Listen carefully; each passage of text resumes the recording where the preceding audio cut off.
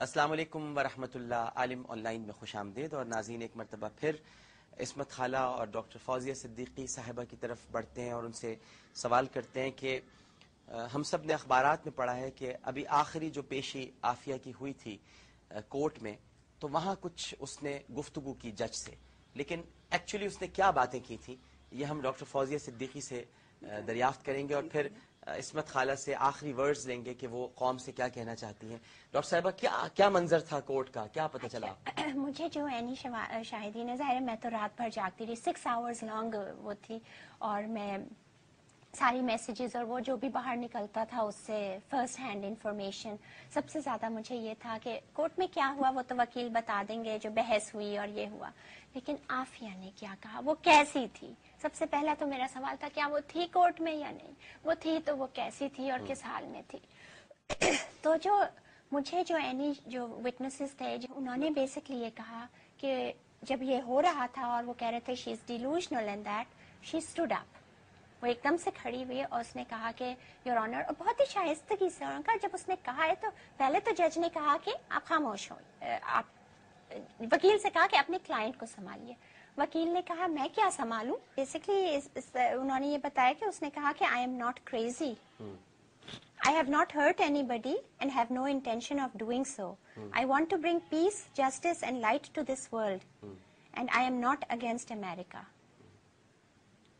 یہ اس نے کہا، اور پھر اس کے بعد جو ہے اس نے یہ کہا کہ اس نے یہ بھی کہا کہ I am not against Israel, I am not against America, I am not against any religion. اور یہ ہم مسلمانوں کا ہے، ہم تو کسی مذہب I am a Muslim and I believe in peace. بالکل ٹھیک ہے.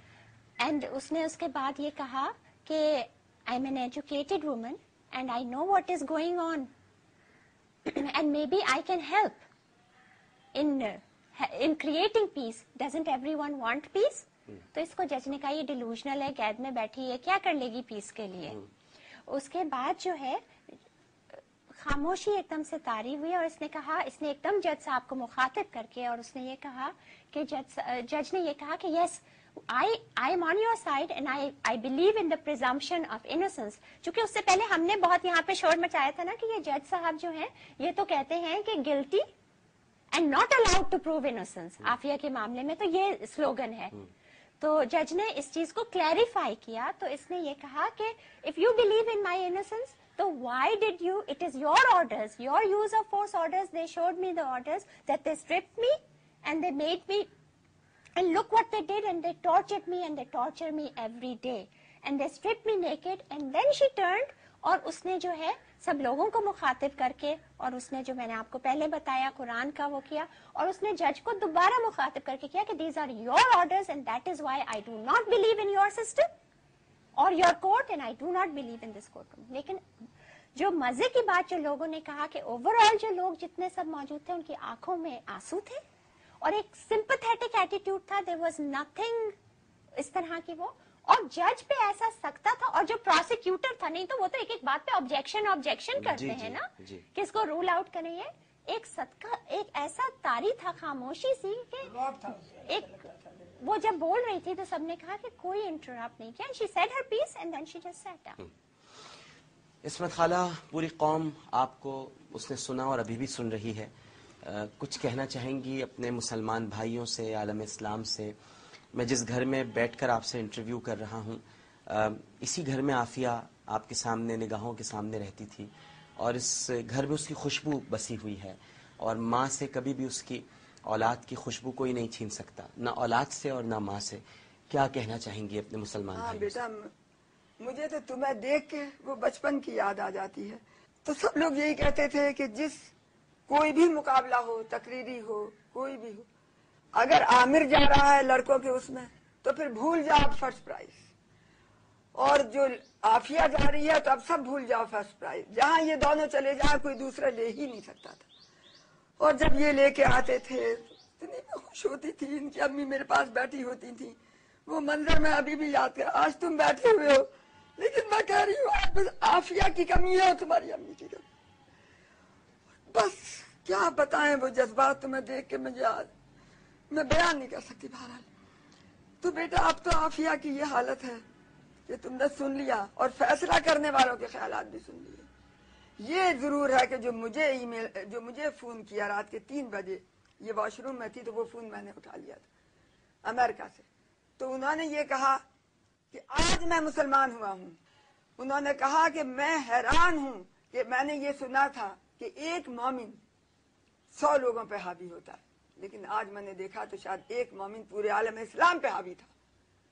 کہ جو اس کی تقریر تھی، جج نے بھی کہا، سب نے کہا کہ اس قدر عالمانہ اور لگتا تھا کہ قابل ترین دنیا کی عورت بولیں. تو انہوں نے کہا کہ میں آج مسلمان ہوا ہوں، اس لڑکی نے میرے، آپ کی بیٹی نے مجھے آج مسلمان کیا ہے، اور نہ جانے کتنے وہاں مسلمان ہوئے ہوں گے دل سے، کیونکہ سب کی آنکھوں میں آنسو تھے. اور وہاں جو امریکن خواتین تھی وہ زار و قطار ہو رہی تھی.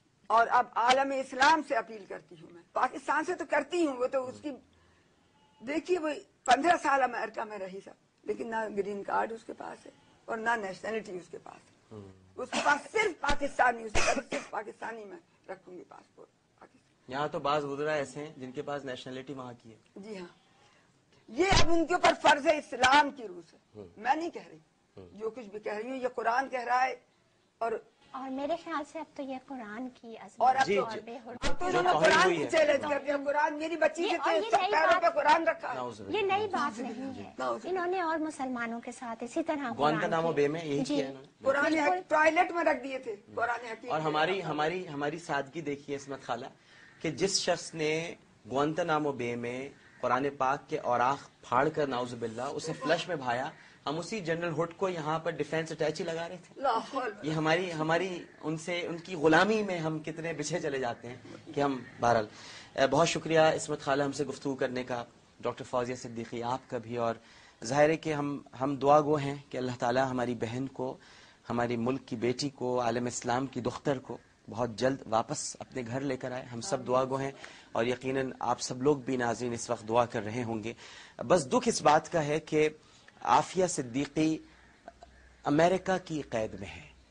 اگر عافیہ صدیقی طالبان کی قید میں ہوتی، اور اگر اس کا نام چاند بی بی ہوتا، اور اگر اسے کوڑے پڑ رہے ہوتے، جو کہ ویڈیو جعلی ہے یا اصلی جس کے بارے میں اب تک نہیں پتہ چلا ہے، تو سمر من اللہ ہی بتا سکتی ہیں. لیکن اس ویڈیو کے بعد جو طوفان کھڑا ہوا اور ساری تنظیمیں باہر نکل آئیں، بڑی بڑی ریلیاں نکلیں، بہت جلسے ہوئے، اور بس کسی طرح سے چاند بی بی کے جسم پر پڑنے والے کوڑوں کا حساب لے لیا جائے. کاش کے ڈاکٹر عافیہ بھی چاند بی بی ہوتی، سکنہ سوات، اور وہ امریکہ کی قید میں نہ ہوتی. کیونکہ امریکہ کی قید میں ہونا کوئی بڑی بات تھوڑی ہے. بڑی بات تو طالبان کی قید میں ہونا ہے، بڑی بات تو سوات میں کوڑے کھانا ہے، بڑی بات تو کوڑے کھانے کے بعد آرام سے اٹھ کر چلے جانا ہے، بڑی بات تو اس ویڈیو کا منظر عام پر آنا ہے. تو تبھی جو بڑی این جی اوز ہوتی ہیں ان کی توجہ وہاں پر جاتی ہے. جب تک کوئی طالبان کی قید میں نہ ہو مزہ نہیں آتا. امریکہ کی قید کوئی قید ہوتی ہے؟ امریکہ تو اپنے لوگ ہیں، امریکنز تو اپنے آقا ہیں بھائی. آقاؤں کی قید میں تو غلام ہوا ہی کرتے ہیں، اس میں اتنی گھبرانے کی کیا بات ہے، پریشانی کی کیا بات ہے. تو کاش کہ ہماری عافیہ چاند بی بی ہوتی. اللہم صلی علی سیدنا و مولانا محمد وعلی آلہ وصحبہ وبارک وسلم وصلی علیہ. اس کے ساتھ ہی عالم آن لائن سے عامر لیاقت حسین کو اجازت دیجیے. اگر کوئی گستاخی ہو گئی ہو تو اپنے رب کے حضور توبہ کا خواستگار ہوں. بہت اجر دے اللہ اس کی. آمین ثم آمین. اس اپنے پن کے ساتھ کہ اپنا بہت خیال رکھیے گا. اللہ حافظ.